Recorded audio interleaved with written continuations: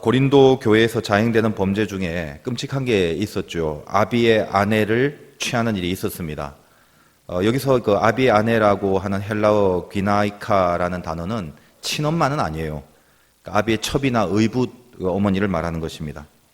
중요한 것은 이렇게 끔찍한 죄를 저질렀는데도 오늘 성경 표현에 보면 통하니, 다시 말해서 통탄하게 여기지 아니하고 쫓아내지도 않았다, 이렇게 이야기를 합니다. 2절을 다시 한번 보면, 그리하고도, 죄를 저질러 놓고도 너희가 오히려 교만하여져서 어찌하여 통한이 여기지 아니하고 그 일 행한 자를 너희 중에서 쫓아내지 아니하였느냐. 한마디로 교회가 죄에 대해서 전혀 아무런 조치를 취하고 있지 않았다는 것입니다. 한술 더 떠서 6절에 보니까 너희가 자랑하는 것이 옳지 아니하도다. 적은 누룩이 온 덩어리에 퍼지는 것을 알지 못하느냐. 그걸 어떻게 한다고요? 자랑하고 있다는 것입니다. 물론 나 이런 죄를 졌다, 나 어때 하고 이런 자랑은 아닙니다. 여기서 자랑이란 단어, 카우케마라는 단어는 자랑하는 행위보다는 자랑의 내용을 의미하고 있는데, 이 고린도 교회가 갖고 있는 영성이라는 게 뭐냐 하면, 영성이 굉장히 깊다라고 생각을 하지만 사실 어떻게 드러나냐, 죄가 있는데 그 죄들을 묵인하고 있는 것으로 계속 고착되어 있는 상태, 그것을 말하는 것입니다. 조금 좀 이해를 돕기 위해서 우리는 이제껏 고린도전서를 다루면서 당시의 시대 정신인 헬레니즘에 대한 이야기를 많이 했습니다. 범신론과 다신론이죠. 그러니까 모든 신들, 엄청나게 많은 신들이 있었고, 그리고 그 신들과 함께 세상의 철학이 발달되면서 지혜가 뭔지, 조금 더 새로운 지식이 뭔지, 이런 거에 오만 관심이 있었고, 또 특별히 수많은 그 우상 신들이 있다 보니까 그 우상 신전에서 음행하는 그런 아주 더럽고 그리고 추한 그런 신전 의식들이 만연했습니다.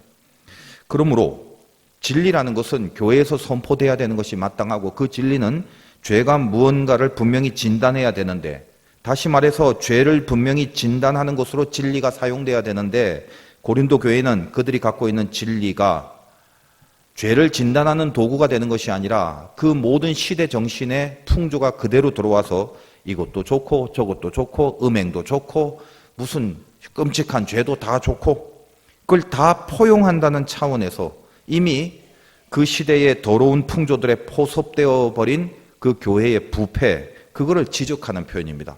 너희들이 죄를 짓고 통한하게 여기지 않고 오히려 그것을 자랑한다. 다시 말하여 그냥 묵인하고 다 좋은 거다, 다 괜찮은 거다라고 그렇게 오랫동안 고착된 인생을, 고착된 교회의 삶을 그대로 살게 되었다, 이렇게 지적을 하는 것입니다. 이 모든 것의 뿌리에 뭐가 있느냐라고 할 때 2절을 다시 보시면, 그리하고도 너희가 오히려 교만하여져서 어찌하여 통한이 여기지 않고, 죄를 졌는데 왜 통탄하게 여기지 않아요? 죄를 졌는데 왜 이 죄에 대한 지적이 없고 모든 걸 다 그냥 포용하고 포섭하고 그냥 방치한 채로 내버려 둡니까? 이 말이죠. 그 뿌리에 뭐가 있다고요?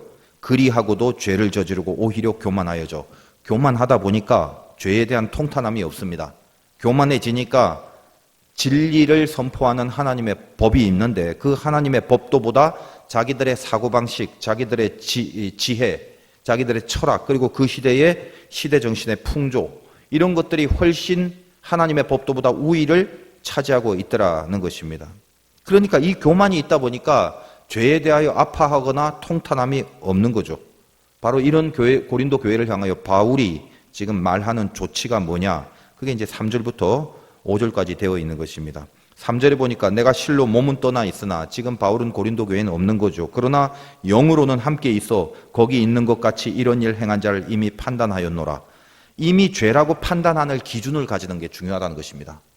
교회가 시대의 풍조에 휩쓸리지 말고 죄가 뭔가에 대하여 판단할 수 있는 명확한 기준을 갖고 있는 거, 이 교회의 생명이다. 그게 중요하고, 그 다음에 4절에 주 예수의 이름으로 너희가 내 영과 함께 모여서 우리 주 예수의 능력으로 주님의 이름을 갖고, 5절 이런 자를 사탄에게 내주었으니, 죄 지은 자를 사탄에게 내주었으니 이는 육신은 멸하고 영은 주 예수의 날에 구원을 받게 하려 함이라. 예수의 이름으로 사탄에게 내어준다라는 말은 조금 설명이 필요한데, 표현만 보면 약간 이해가 안 되죠. 사탄한테 뭘 내주냐 이건데, 이 당시에 이 표현 속에 들어가 있는 그 의도는, 그 지금 표현이나 문학적 기법을 설명하려면 시간이 많이 걸리고, 그냥 한마디로 결론이 그럽니다. 사탄에게 준다라는 표현은 교회에서 출교를 한단 말이거든요. 교회에서 나가게 하는 것입니다. 그런데 이 출교 자체가 목적이 아니라, 다시 말하여 교회에서 잘라버리고 제명을 시켜버려서 아웃시키는 것 자체가 목적이 아니라 바울이 뭐라고 합니까? 예수의 날에 구원을 받게 하려 함이라. 출교를 통해서 자기 자신을 다시 보게 만들고 정신을 차리게 해야 된다라는 말, 이게 이제 바울이 사용하는 조치입니다. 그래서 여러분이 그냥 성경을 읽으면 잘 이해가 안 될 수도 있어요. 근데 이렇게 제가 풀어드리니까 이런 고린도 교회를 향하여 바울이 갖고 있는 것이 어떤 건가를 일단 인식을 하셔야 되겠죠. 흔들리지 말고 헷갈리지 말고 섞이지 마라. 분명한 죄에 대한 판단 기준 갖고 예수의 이름으로 죄 지은 자에 대하여 다시 돌이킬 수 있도록 분명히 경각심과 각성과 깨달음을 줘야 된다. 이런 거야 내용이라는 거죠.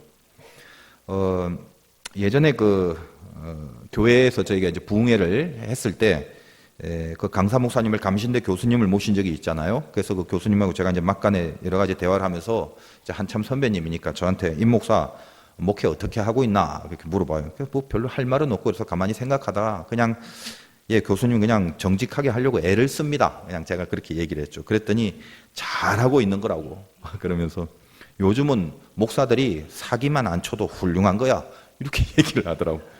근데 그 말을 듣는데 마음이 이렇게 씁쓸하기도 하고, 갈수록 교회의 부패나 타락이나 성직자의 죄들이 자꾸 드러나고 발각되면서 참으로 마음이, 신자들의 마음이, 그리고 목회자들의 마음이 힘들어지는 사건들이 많습니다. 그때마다 세상 사람들은 물론이거니와 우리 교회에 다니는 사람들도 말세다, 종말이다 뭐 그런 표현을 많이 사용합니다.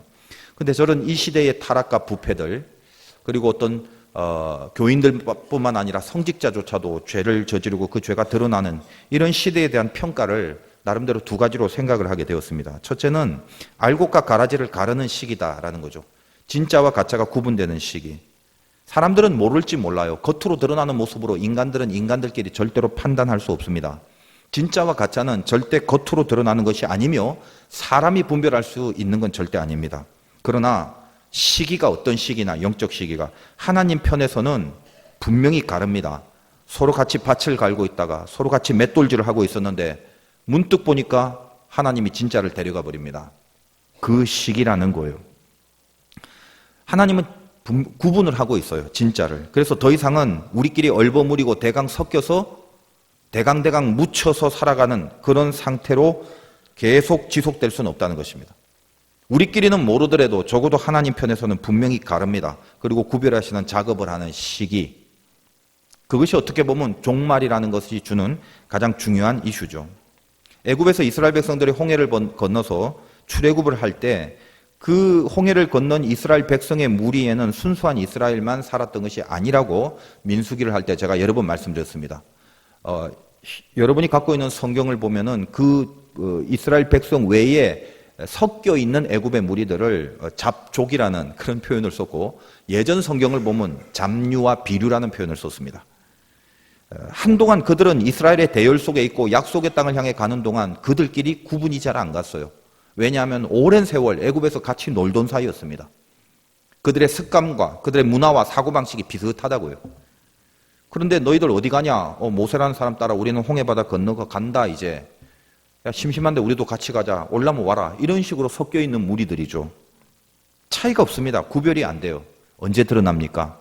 삶이 힘들어질 때, 광야의 목마름, 물이 부족하고 먹을 게 없을 때, 그때마다 늘 이 비류와 잡족들은 예외 없이 선명하게 부상됩니다. 우리는 민수기에서 얼마나 많이 바라봤습니까? 힘들 때, 어려울 때 가장 먼저 불평과 원망의 씨앗을 터뜨린 자들은 이 비류와 잡족들로부터 시작됩니다. 다시 애굽으로 가자. 왜 여기까지 와서 우리가 뭐 무덤이 없어서 여기까지 나오냐? 어차피 이렇게 죽게 될 거 옛날에 풍요로웠던 그 땅으로 다시 가자. 이런 식이죠. 선동을 합니다. 타락과 부패는 오늘날 21세기에 생긴 현상이 아닙니다. 구약 시대에도 있었고 예수님 시대에도 있었어요. 지금 시대에 교회가 부패하고 성직자의 타락이 만연하고 그거 최근에 생긴 현상이 아니라는 거예요. 다만 하나님이 진짜를 가짜를 반드시 가르고 분류하기 시작했다는 사실로서 우리들에게 상징되고 교훈이 되는 사건으로 그렇게 드러나고 있는 거라는 것입니다. 오늘도 성가대가 마라나타라는 말은 주여 어서 오시옵소서. 왜 그렇게 주님을 기다리죠? 내가 뭐 잘한 게 있어서. 잘한 게 있어서 주님을 기다리는 것이 아니라 그 속에 포함되는 우리의 간절함이 무엇입니까? 정말 진짜로 살고 싶습니다. 진짜가 되는 진짜의 반열 속에 들어가고 싶다는 우리의 간절한 마음이 주여 어서 오시옵소서라는 고백과 토로 속에 포함되어야 될 가장 중요한 내용이죠. 하나님이 우리들에게 주시는 교훈이 그런 것 같아요. 오히려 너희들 가장 어둡고 암담할 때, 답답할 때 있지. 세상 풍조는 나날이 갈리고 교회를 보고 목회자를 보고 교회 오래 다닌 신자를 봐도 뭐 별로 큰 차이도 없이 그렇게 늘 죄 속에만 있는 그런 모습을 보면 굉장히 어둡고 답답할 때가 있다는 말이죠. 근데 그것이 무엇을 주는 메시지라고요, 하나님이? 그걸 느끼게 하고 거기에 대한 깨달음과 의식이 생기는 순간 나는 이제 진짜 하나님의 편에 설 수밖에 없으며 정말 하나님의 편이 되어야 된다라는 각성으로 우리를 이끌어가는 은혜가 된다는 것입니다. 그러므로 정말 예수를 믿는 사람은 오히려 힘들고 어려운 이 시대의 종교적 부패와 타락상 앞에 홀연히 있어서 여기서 나는 이제 바야흐로 진짜 하나님의 편에 서지 않으면 안 된다라고 나를 거룩하게 다구칠 수 있는 은혜의 기회로 삼는 자들입니다. 또 하나, 두 번째는 이 죄들이 드러나게 하는 것은 뭐냐? 하나님이 주신 가장 귀한 기회라는 거죠. 성경에 보면 좀 잔인한 표현이 있죠. 두 눈을 가지고 지옥 가는 것보다 한 눈이 뽑혀서 천국에 가는 게 낫다고. 우리는 두 눈 뽑히기는 싫어요. 그러나 하나님의 관점과 우리의 관점은 다르죠. 우리는 싫어할지 몰라도 하나님의 시간은 영원입니다. 우리는 영원이란 단어를 알지만 실제로 영혼을 살아보지 못했기 때문에 수백 번 영혼이란 단어를 들어도 우리가 체감할 수는 없습니다. 실감이 안 되죠. 그러므로 우리는 어때요? 잠시 스쳐갈 이 땅에 목숨을 걸지만 영혼을 주관하시는 주님은 영원한 저 하늘을 위해 당신의 목숨을 거셨습니다. 삼손이 나시린임에도 불구하고 구별된 족속이에요. 평생을 죄만 짓고 살았죠. 그리고 나중에 두 눈이 뽑히고 나서야 진짜 기도하는 사람으로 변화가 일어납니다. 히브리서에는 신앙의 모범이 되는 사람들을 열거하는데 거기 등장시킨 믿음의 사람들 중에 어엿하게 삼손의 이름도 거기에 있습니다. 다시 말하여 삼손은 많은 죄를 저질렀지만 마지막에 가서 두 눈을 뽑혀서라도 결국은 구원을 얻어냈다라는 것을 증명하고 있는 것이죠. 죄가 드러난 사람들, 안 들키고 끝까지 가면 더 좋았을 걸 천만에요. 오늘날 교회의 부패와 타락과 사건이 드러나고 어떤 오래된 신자나 교회의 리더나 성직자들의 죄악들이 드러나고 까발려졌다면 그것이 얼마나 큰 주님의 은혜와 용서의 기회를 준 사랑인지 모릅니다. 근데 그렇게 밝혀지고 드러난 다음에서도 그걸 모르고 통탄하게 여기지 않고 어떤 핑계와 합리화를 통해서 그걸 감추고 아닌 척하면서 하나님이 주신 그 기회마저도 놓쳐버린다면 그때는 정말 버림받은 사람으로 떨어져 버릴 수밖에 없는 거죠. 안 들키고 죽을 때까지 죄를 짓고 살아간다면 안 들키고 계속해서 사기를 치고 사기에 성공하고 살아갈 수 있다면 그건 행운이 아니라 저주 중에 저주일 뿐입니다. 삼손은 나시린이었습니다. 얼마나 큰 명예입니까? 얼마나 귀한 인생으로 부름을 받았습니까? 그럼에도 불구하고 그가 만약 끝까지 그의 죄에 대하여 하나님의 간섭을 받지 않았다면 그의 말년은 절대로 히브리서에 이름이 올릴 영광스러운 영혼으로 구원받은 백성으로 남아있지 못했을 것이라는 겁니다. 바로 이런 차원에서 오늘 고린도 교회에 언급한 이 바울의 진단을 다시 한번 생각해 보기 바라요. 죄 지은 자를 출교하라. 왜 니네는 출교하지 않고 있느냐? 왜 가만히 내버려 두고 있냐? 내어 쫓아버리지 않고 있느냐? 이 말이죠. 이걸 이 시대의 언어로 생각하지 마시고 바울의 심령으로 한번 생각해 보라는 거예요. 출교해서 없애버리라는 차원이 아니라 그걸 계속 방치하고 내버리고 고착되게 만들었다가는 결국은 구원과 멀어져 버릴 건데 제발 그렇게 하지 말아요. 한 영혼이라도 주 예수의 이름으로 다시 구원 얻을 수 있는 기회를 주게 하는 거, 이것이 교회의 역할이 돼요. 더군다나 6절에 보니까 너희가 자랑하는 것이 옳지 아니하도다. 적은 누룩이 온 덩어리에 퍼지는 것을 알지 못하느냐. 적은 누룩이 온 덩어리에 퍼진다. 이 죄들을 그대로 방치하고 남겨두고 같이 섞여 간다면 그 죄성이 커지고 누룩의 효능은 발효입니다. 번진다. 엄청나게 번져서 전체가 다 죄로 물들어 버리는 결과가 나타난다는 것입니다. 철저하게 죄의 누룩을 교회에서 제거하지 않으면 전부가 망할 수 있다는 것입니다. 그리고 제거한 그것조차도 다시 돌아올 수 있는 기회로 하나님 앞에 붙들릴 수 있는 은혜의 기회를 줘야만 된다는 것입니다. 주님이 천국 비유로 사용한 누룩은 강력하게 퍼져나간다라는 의미에서 긍정적인 누룩이지만 성경의 대부분의 누룩은 이 죄를 의미하는 좀 나쁜 단어예요. 그러나 둘 다 공통점이 있어요. 퍼진다는 거예요. 그 발효의 능력이 있다는 거죠. 천국을 향하여 거룩하게 퍼지면 좋은 누룩이지만 죄를 향하여 악의에 찬 그런 악영향이 커지게 하는 그런 누룩은 나쁜 거죠. 이제 오늘 이 부분에서 오늘의 메시지를 좀 입체적으로 조감을 해봅시다. 우리가 중요하죠. 고린도 교회를 향한 바울의 진단을 교회에 해당되는 말이 아니라 전체의 공동체에 해당되는 말이 아니라 거기에 적용된 원리를 내 개인의 삶 속에도 적용을 해야 돼요. 그게 하나님의 말씀입니다. 우리 개인이 누구예요? 각자가 가장 기본적인 하나님의 성전이라고 배웠죠. 우리 자신이 교회입니다. 따라서 고린도 교회에 취해진 조치에 감춰져 있는 그리고 거기서 표현하고 있는 영적 원리, 그걸 나 개인에게도 적용시켜서 교회의 누룩을 제거하는 것이 아니라 내 안에 나의 누룩을 제거하는 영적 작업을 해야 되는 그 교훈을 얻어야 됩니다. 지금까지 말씀드린 걸 잠깐 스킵을 해볼게요. 교회를 보고 나를 한번 보자는 거예요. 교회 어떻다고요? 죄가 있어요. 누룩이 있어요. 방치하다가 오래 묵어버린 누룩으로 그냥 내버려 뒀다가 망하는 것입니다. 그것을 쫓아내버려야 돼요. 다시 말해 죄를 인식시키고 그 죄를 다시는 짓지 않는 그 수준과 그 차원으로 다시 고쳐나가는 작업들을 해야 돼요. 내버려두면 안 됩니다. 그래야 교회가 산다라고 그랬죠. 그런데 어떻습니까? 교회가 교만해졌어요. 그 죄의 누룩을 통한히 여기지 않아요. 오히려 그것을 묵인하는 것이 제거하는 것보다 더 나은 모양인 양. 그 죄를 냅두는 게 훨씬 시대 정신에 부합하는 거인 양 그냥 내버려두고 방치하고 자랑하고 있다는 것입니다. 이 원리를 나한테 적용해 보세요. 내 안에 혹시 누룩이 없습니까? 묵은 죄들이 깊이 박혀져 있어서 그걸 안 건드리고 그냥 가만히 있으면 온 덩어리에 다 퍼지게 된다는 거죠. 영의 누룩이 퍼져서 혼으로 가고 혼에 있는 생각에, 감정에, 의지에 전부 이 죄덩어리가 발효가 돼버려요.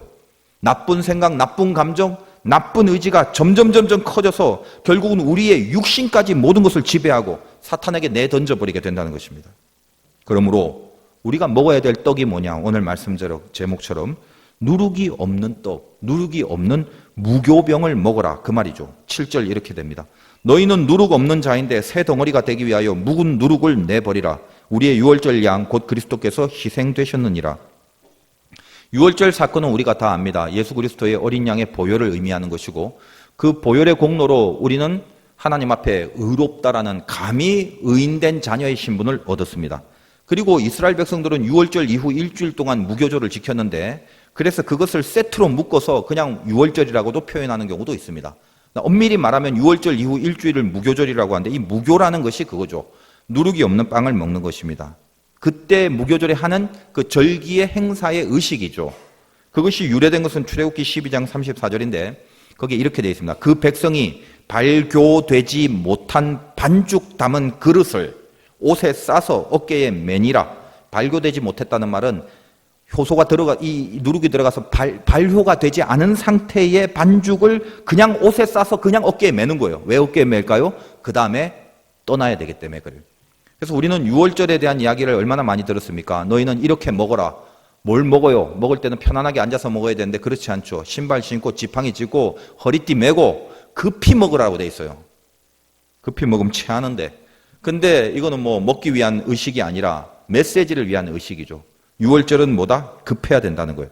빨리 가라는 거예요. 그 효소가 다 발효될 때까지 시간이 없어. 그거 기다리지만 이미 다 덩어리에 번져서 부풀어 올라서 끝장날 때까지 있는 것이 멸망이다. 빨리 옷에 싸서 메고 돌아서라. 어디로요? 애굽으로부터. 빨리 돌아서서 나가라. 지체하지 마라. 유월절이 예수 그리스도의 희생의 죽음을 상징하는 십자가 사건이라면 그의 그 죽으심이 우리 안에 있는 누룩을 없애는 능력과 힘이 되어주시는 것을 의미합니다. 오늘 다시 7절 보세요. 너희는 누룩 없는 자인데 새 덩어리가 되기 위하여 묵은 누룩을 내버려라. 뭘로 가능합니까? 나의 누룩이 내버려지는 게 우리의 유월절 양 곧 그리스도께서 희생되셨느니라. 8절 그러므로 이러므로 우리가 명절을 지키되 묵은 누룩으로도 말고 악하고 악의에 찬 누룩으로도 말고 누룩이 없이 오직 순전함과 진실함의 떡으로 하자. 순전함과 진실함의 떡, 그게 뭐냐면 예수 그리스도를 말하는 거라고요. 예수님께서는 보통 떡이라고 표현을 하고 우리가 성찬을 할 때 주님의 몸을 이렇게 받아 먹는다라는 표현합니다. 주님 자체가 말씀의 화육신이죠. 말씀 덩어리예요. 그래서 우리가 떡을 먹는다는 건 주님의 말씀을 먹는다는 의미가 되고 또 성찬할 때 떡을 만다는 건 주님의 십자가의 공로를 내가 덧입는다는 걸 의미하는 거죠. 우리가 누구예요? 나를 위해 죽으신 주님의 몸을 떡으로 먹은 사람이에요. 누룩을 먹은 사람이 아니라 유월절의 은혜를 입은 백성입니다. 주님이 내 안에 떡으로 들어와야 내 안에 누룩이 없어지는 거예요. 기독교의 중요한 건 회개입니다. 회개가 뭐다요? 누룩 없애는 게 회개. 여러분이 진짜 회개를 했다면 악의에 찬 이 죄악의 누룩들이 없어져야 되는 거죠. 회개의 마지막 결과는 무엇이어야 됩니까? 여러분이 참된 회개를 했다면 회개의 열매가 궁극에 있어서는 뭐가 돼야 되냐 이 말이죠. 나 이런 죄를 저질렀어요. 저런 죄를 저질렀어요. 잘못했어요. 죄송해요 하고 눈물 흘리고 가슴 아파하는 거. 그것도 회개의 과정일 수는 있습니다만 그거는 결론이 아닙니다. 그렇게 눈물 흘리고 나가서 또 죄를 저지르면 어떻게 해요? 연약하다 보니까 그럴 수는 있겠죠. 그러나 그렇게 하나님 앞에 녹두리하고 하소연하고 청승 떨다가 끝나는 걸 회개라고 하지 않습니다. 회개는 어디까지 가야 돼요? 반드시 다시는 그 죄를 짓지 않을 자리까지 결단을 해야 되는 게 분명히 회개죠. 그걸 뭐라고 하느냐, 그리고 그것이 어떻게 가능하냐라고 했을 때 우리 회개를 제대로 하는 회개라면 마지막 결과는 뭐냐면 주님이 통치하는 사람이 되는 것. 이게 회개의 결과예요. 통치를 받아야 됩니다. 통치를 받지 않으면 그야말로 그 어떤 사람이라 할지라도 또다시 죄의 자리로 갈 수밖에 없어요. 예수님께서 이 땅에 와서 하신 설교, 회개하라 천국이 가까웠느니라. 이 바실레이아 킹덤, 천국이란 말은 하나님의 다스리는 주권을 말해요. 다시 말해서 주님의 통치를 받는 결론이에요. 회개하라, 주님의 통치를 받는다. 살아가면서 많은 죄를 저지르고 살지 않습니까? 죄에 대한 통탄함마저도 없어진다면, 내가 연약해서 죄를 지을 수는 있는데 죄에 대한 이 통탄함마저도 없는 그런 상태로 오랫동안 묵은 그 누룩의 상태로 지낸다는 거, 이게 얼마나 지긋지긋한 일이에요. 사실은 우리는 하나님의 자녀고 은혜를 받았기 때문에 이러면 안 된다라는 감각을 저 깊은 곳에 존귀하게 갖고 있음에도 불구하고 너무너무 묵어버린 누룩이 돼서 죄에 대한 통탄함이 없어요. 아무도 지적하거나 스스로 나를 지적하지도 않으며 제거하고 쫓아낼 생각을 하지 않고 살아가지는 않습니까? 고린도 교회가 그렇다는 거예요. 은사는, 영성은 어떤 거기에 충만한 어떤 메리트들이 분명히 많은 교회인데도 불구하고 가장 중요한 본질에 있어서 묵은 누룩을 제거하지 않은 상태로 그냥 가버리는 거예요.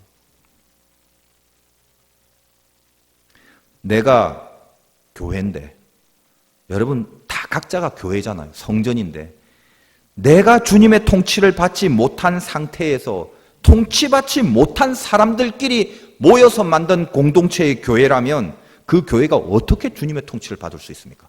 말이 안 되는 얘기죠. 그러므로 사도 바울은 교회를 진단하면서 교회의 주님의 통치가 필요하기 위하여 교회의 구성원된 성전된 나 개인, 여러분 개인 한 명 한 명이 주님의 통치를 받아누기를 바라는 거예요. 오늘 110주년 맞이해서 그동안 그 신앙에 오래된 사람, 새롭게 된 사람, 사실은 이 그 행사가 우리 110주년이니까 뭐 새신자를 위해서 기념합시다라고 해서 뭐 식당 가서 뭐 밥도 하고 뭐 이러려고 그랬는데 그렇게 하지 않기로 했어요. 왜냐하면 그 별로 의미가 없어요. 뭐 밥 한 끼 더 먹으면 뭐 하겠어요. 예배 가운데 하고 싶었어요.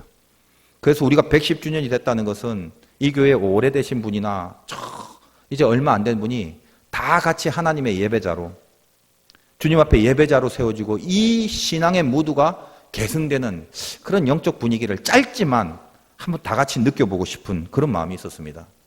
그래서 저는 이렇게 영상도 보고 이렇게 보면서 마음속에 자꾸 사랑이 생겨요. 귀한 교회인데 귀한 하나님의 사람인데. 그리고 사실은 제가 이 영상 안 봤습니다. 우리 교육자들이 이렇게 만들었는데 그냥 보면 선입관을 또 가지고 뭐 이렇게 이건 좋고 나쁘고 이럴까 봐 그냥 그대로 한번 받아들이고 싶었어요. 그러니까 저에게는 아무튼 개인적으로는 굉장히 큰 또 은혜가 됐습니다. 저도 이제 십자가를 이렇게 건네주는 의식을 한번 하자라고 제가 이제 제안을 했는데, 뭐를 건네주는 것입니까? 오래 다녔던 사람, 이제 새롭게 들어온 사람들, 그들이 만나서 모든 삶의 다양성은 있지만 그 다양성 속에 잊지 말아야 될 공통점, 십자가죠. 그 십자가 붙잡는 신앙을, 그걸 계승하고 그걸 건네주고 그 영향력을 끼치고 그런 아름다운 천국의 누룩이 돼서 그래서 발효가 되는 그런 교회가 된다면 얼마나 하나님 보시기에 아름다운 교회가 되겠습니까? 저도 이렇게 보니까 10년 전, 제가 이제 만으로는 9년이네요 벌써. 이제 10년째 접어드는데 영상을 10년 동안 쭉 새로운 새신자들의 영상 같이 찍은 사진을 보니까 저의 그 리즈 시절이 있었네요. 짱짱했던 때가 있었구나 그런 생각하면서 오늘 제가 처음 알았는데, 우리 이원재 장로님 인터뷰할 때 1967년에 처음 이 교회를 다닐 바로 그날 저는 응애하고 태어났습니다. 이 교회가 이런 교회예요. 저 처음 알았네요. 우리끼리 정말 조촐하고 작은 자리지만 서로 축복해주고 십자가를 건네주고, 우리 신권사님 가장 연로하신, 물론 이제 더 연로하신 분이 있었는데 그 지방에 지금 계셔갖고 못 오셨어요. 신권사님부터 규성이 저 핏덩어리까지 이 교회죠. 그들이 전부 가슴 속에 십자가를 거는, 오늘도 그래서 저도 한번 걸고 나와봤어요. 그 십자가 건네주면서 우리가 서로에게 천국의 누룩으로 있어달라는 그런 간절함의 고백들이 살아나기 바라요. 그래서 사랑하고 너무 귀하고 내가 죽여서 섬겨주고 싶고 그냥 안아주고 싶고 붙잡고 끌어주고 싶고 아픔과 어려움이 있으면 내가 도와서 챙겨주고 싶고, 교회예요. 주의 사랑이 넘치는 교회. 이 모든 것이 가능하기 위하여 내 자신이 교회의 참된 모습이 되어야 되고, 그 참된 모습이라는 건 주님의 통치를 받아야 돼요. 여러분 오늘 예배 가운데 가슴속에 심어야 될 단어는 통치. 저번 주에 하나님의 나라는 말에 있지 않고 능력에 있다고 했죠. 제가 아무리 휘황찬란한 설교를 하더라도, 혹시 제가 굉장히 설교를 잘하는 목사라서 혹시 깊은 지식과 신랄한 논리로 아무리 수준 높은 메시지를 전한다 할지라도 저는 늘 설교자로서 가슴 한구석에 난 구멍들이 있는데, 이게 뭐냐면 불안해요. 어떤 불안?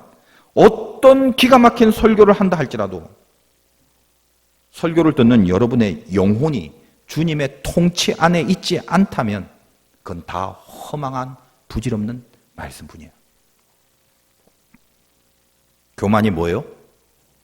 통치받지 않는 거예요. 아주 간단해요. 그리하고도 너희가 오히려 교만하여져서 통치를 받지 못하니까, 통치받지 못하니까 교만해지고, 통치받지 못하니까 음란해지고, 통치받지 못하니까 분열과 싸움이 일어나고, 통치받지 못하니까 원망과 아무것도 아닌 일에 불평, 통치받지 못하니까 절망, 좌절, 낙담, 슬픔, 통치받지 못하니까 혈기와 분노와 미움이 생긴, 통치받지 못하니까 결국은 죄를 짓게 되는 거예요. 누룩 없는 떡을 우리는 다 먹은 사람 아닙니까? 내가 싫든 좋든 나를 위하여 대신 죽으신 주님의 보혈이, 그 주님의 살이 지금 저와 여러분 안에 있잖아요. 그래서 우리는 이 자리에 오게 된 거거든요. 다 누룩 없는 떡을 먹은 사람이라고요. 내 안에 누가 있다? 주님이 있어요. 나를 통치하는 건 내가 아니고 주님이라는 걸 주장하며 살 수 있는 그 신분이 우리에게 가능합니다. 우리는 그렇게 부름을 받았어요. 여러분 속에 뭐가 생겨야 돼요? 통치에 대한 간절함이 생겨야 된다고요. 그런데 혹시나 여러분이 통탄하게 여기는 게 뭐죠? 현실이죠. 전부 다 통한하게 여기는 것은 내 욕심이 이루어지지 않는 그 현실에만 통탄함을 느끼죠. 우리가 가져야 될 유일한 통탄함이 뭔지 아십니까? 통치받지 못한 통탄함. 그거 하나 있으면 돼요. 여러분, 삼손의 능력 부러워하지 마십시오. 옛날엔 삼손 보고 나도 삼손 되고 싶다. 어릴 때. 왜? 세잖아요. 백전백승이에요. 실패가 없어요. 시중말로 승승장구의 대명사예요. 한 번도 진 적이 없어요. 지 맘대로 그러면서 지 멋대로 그렇게 살았던 인생이에요. 나시린이라는 가장 높은 존귀함이 선포된 인생임에도 불구하고 그 죄의 묵은 누룩을 통탄해하면서 떨쳐내지 못하고 깊은 죄성을 마음껏 누리고 살아왔어요. 신분이 나시린인데 실상은 세상인이었어요. 저와 여러분 어떻습니까? 신분이 주님의 자녀인데, 영적 나시린인데 실상이 아직도 세상의 자녀이진 않습니까? 그러면서도 한동안, 참으로 오랫동안 이 삼손의 현실은 그 깊은 죄 속에 있었음에도 불구하고 아무 문제 없는 승승장구의 삶을 살았다는 것이에요. 그 부러워하지 마세요. 옛날엔 부러워했는데 철들고 나서 이제 부러워하지 않기로 했어요. 깊은 죄성에 있었는데도 불구하고 아무 일 없이 계속 승승장구하더라. 절대 부러워하지 마세요. 두 눈이 뽑히는 날이 올 겁니다. 여러분에게 겁주려고 하는 말이 아니에요.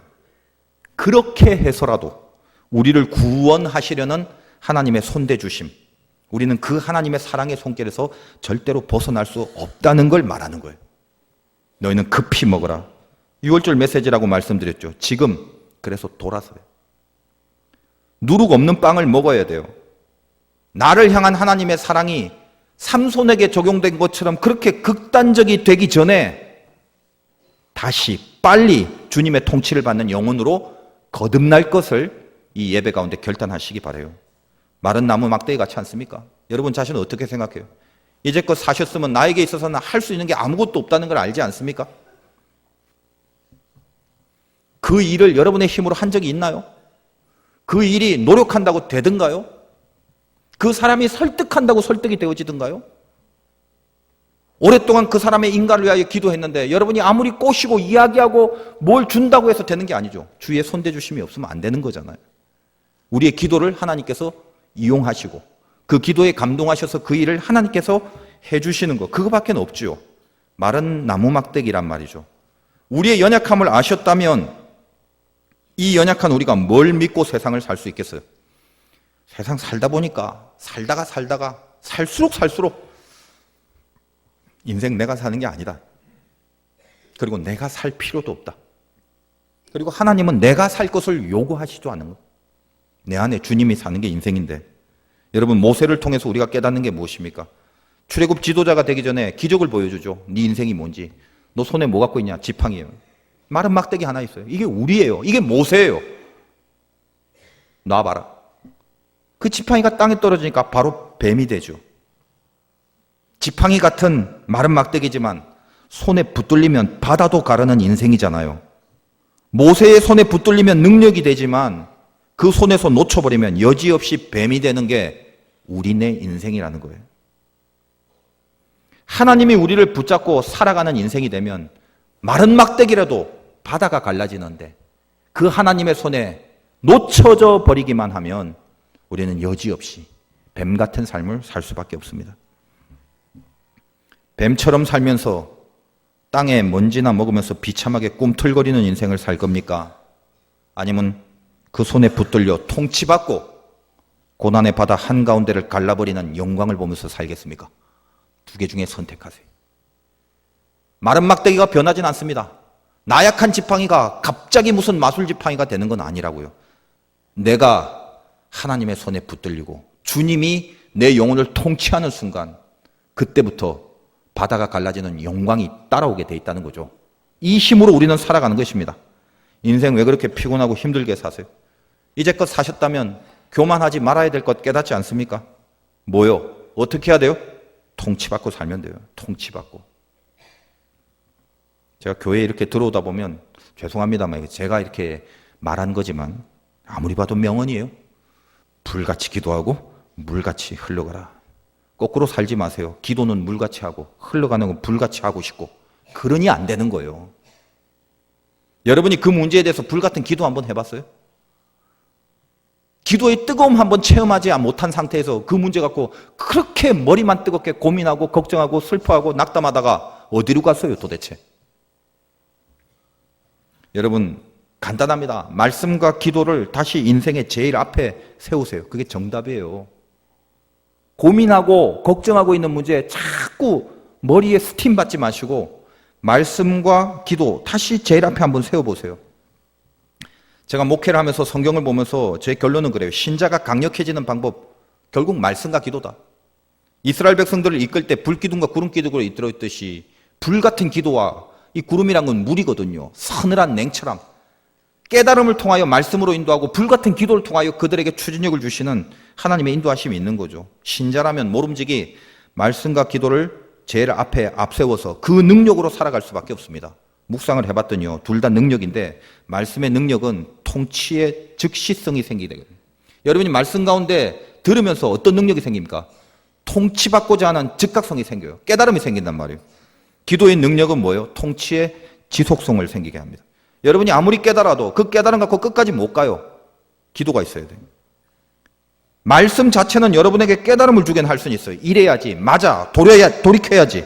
그래서 돌이킬 수는 있어요. 근데 그걸 지속하게 하는 능력은 스스로 내 자신이 불같은 기도 속에 들어가지 않으면 방법이 없습니다. 내 삶 속에 기도와 말씀이 있는지 빨리 점검하세요. 성냥불처럼 한번 확 붙었다 바로 꺼지는 불, 그건 아무것도 아닌 불이에요. 숯불이죠. 연속적으로, 지속적으로 계속 뜨거워지는 그런 불, 이게 진짜 불이죠. 이번 시즌에 고난주간 밤기도 했는데 이번 좀 특징이 있었어요. 보통 우리 교회는 특성상 모든 특별 기도회 같은 거 하면 처음 나온 숫자와 마지막 나온 숫자가 거의 비슷해요. 우리 교회 특성인데.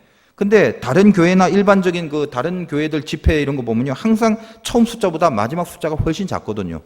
근데 이번에 고난주간은 좀 특별했어요.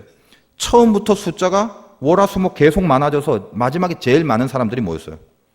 그런 게 진짜 불이란 말이에요. 기도가 살아있어야 그 불이 붙죠. 여러분 오늘도 꼭 알고 돌아가시길 바라요.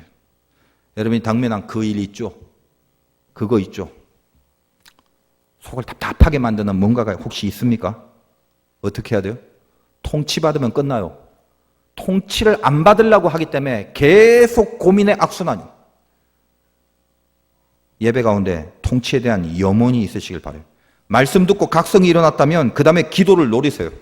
오늘 가시면서 국수 먹으면서도 맛있냐 맛없냐 이런 거 따지지 마시고 늘 맛있는 국수니까 생각하세요. 기도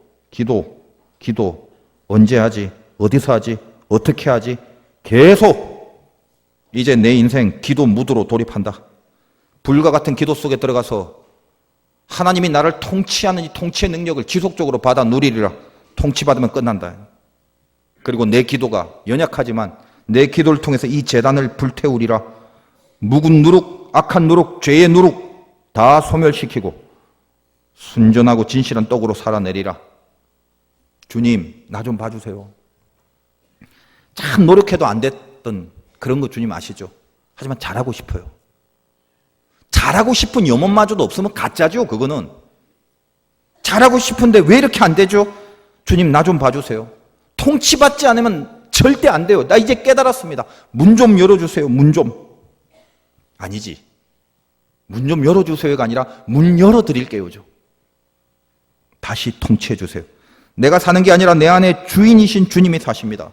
볼지어다 내가 문 밖에 서서 두드리노니 누구든지 내 음성을 듣고 문을 열면 내가 그에게로 들어가 그로 더불어 먹고 그는 나로 더불어 먹으리라. 통치받는 황홀함을 주옵소서. 여러분이 하나님의 통치를 받는 그 순간, 여러분이 통치받는 인생으로 변화되는 그것이 신자의 출발이며 신자의 신비와 신자의 능력과 신자의 영광은 그때부터 시작됩니다. 오늘 예배 가운데 여러분 가슴 속에 통치에 대한 열망이 불타오르시기를 주님의 이름으로 축원드립니다.